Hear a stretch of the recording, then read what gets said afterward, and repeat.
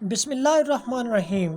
میرا نام محمد بلال اور آپ دیکھ رہے ہیں ہاک نیوز۔ آپ نے پانی میں تیرنے والی مچھلیوں کے بارے میں تو سنا ہوگا، لیکن آج ہم آپ کو بتانے جا رہے ہیں زمین پر چلنے والی مچھلیوں کے بارے میں۔ اس سے پہلے اگر آپ ہمارے چینل پر نئے آئے ہیں تو ہمارے چینل ہاک نیوز کو سبسکرائب کریں اور ساتھ موجود بیل آئیکن کو دبا دیں تاکہ ہماری ہر ویڈیو بر وقت اور سب سے پہلے آپ تک پہنچے۔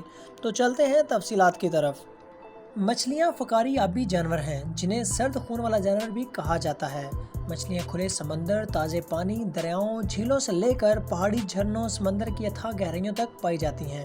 مچھلیاں دنیا بھر میں انسانوں کی سمندری غذائی ضرورت پوری کرنے کے لیے نہایت اہم گردانی جاتی ہیں۔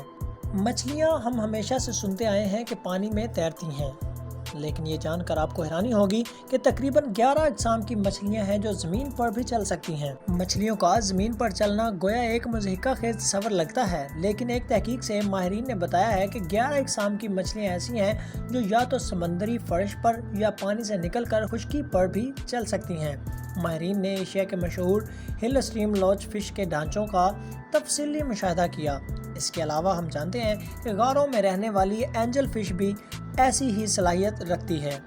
ماہرین کے مطابق مچھلیوں کی مرکزی ہڈی اور اس کے پیڑوں کے پر یعنی فن کے درمیان ایک تعلق ہوتا ہے اور اس کی بنا پر یہ مچھلیاں چل سکتی ہیں۔ اس کے علاوہ لوچ فش کے دیگر 29 انواع کا بھی تفصیلی جائزہ لیا گیا ہے۔ اس سے معلوم ہوا ہے کہ تقریباً 10 یا 11 مزید مچھلیاں ایسی ہیں جو اس طرح کے خواص رکھتی ہیں اور زمین پر چل پھر سکتی ہیں۔ مچھلیوں کے ماہر ریکرے رینڈل کہتے ہیں کہ عموماً مچھلیوں کی مرکزی ہڈی اور پیڑوں کے جوڑ کے درمیان کوئی رابطہ نہیں ہوتا، لیکن پہلے اس کا مطالعہ غاروں میں چلنے والی اینجل فش میں کیا گیا۔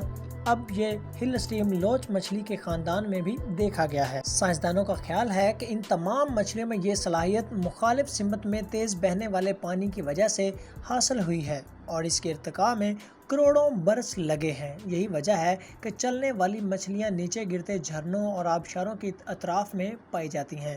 سائنسدانوں نے تمام مچھلیوں کے ڈی این اے کا جائزہ لینے کے ساتھ ساتھ کمپیوٹر ٹوموگرافی سے ان کے ڈھانچوں کو بھی دیکھا ہے۔ معلوم ہوا ہے کہ جینیاتی طور پر یہ چلنے کی صلاحیت ایک سے دوسری نسل تک منتقل ہوتی رہتی ہے۔ اس طرح کی اس تحقیق سے ہمیں مچھلیوں کے ارتقاء اور ان کے چلنے کی صلاحیت کو سمجھنے کا موقع ملے گا۔ یہ تحقیق جرنل آف مارفولوجی میں شائع ہوئی ہے۔ مزید تفصیلات کے لیے دیکھتے رہیں ہاک نیوز۔